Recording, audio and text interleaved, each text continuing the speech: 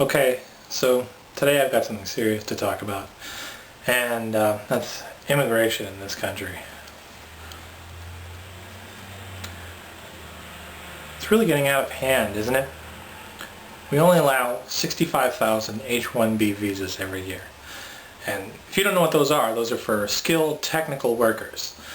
People who want to come here from Europe and India and China, have advanced degrees, and want to work for U.S. companies making stuff for us. Only 65,000 of them are let in every year. This year, in a day and a half, the U.S. government received 150,000 applications, and they closed the process until next year. They're going to hold a lottery on those applications. 150,000 in a day and a half.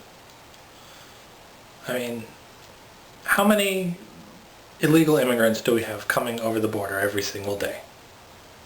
You know, is it 1,000? Is it 10,000? I don't think anybody really knows. But we definitely have millions of people coming here every year. And there's really no way to stop these people. And I don't think that we should. But at the same time, we have people from the upper echelons of society that come from backgrounds that have allowed them to advance in their field to the point where major U.S. companies want to hire them, and we're not letting these people in. These people are trying to get here legally. I mean, it's perfectly easy for a guy who wants to cut your grass to run across the border and come in. You can pay him in cash.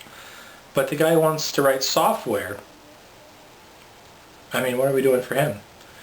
We're saying, nope, sorry.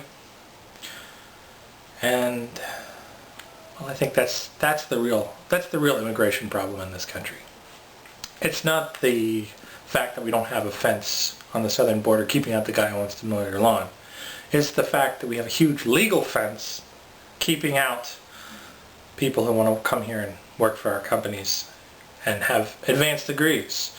You know, and these are people with PhDs. You know, they want to come here and do research. We're going to find pretty soon that a lot of our major companies are going to relocate their research division to other places because they can't do it here. It's impossible to get people to travel from other countries. They can't get visas to work here. Evidence of this monumental shift away from the United States is the fact that for the first time since World War I, the value of the European stock markets is now greater than the value of the U.S. stock market.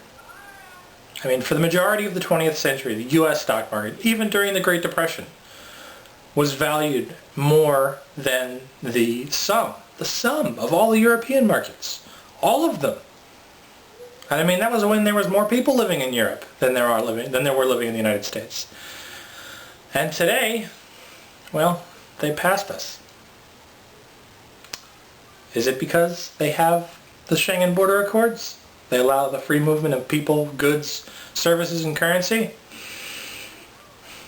I hate to break it to y'all, but I think it is. The more fences we put up, the more difficulties we're going to have doing business, and, well, it's going to hurt our economy. It already has.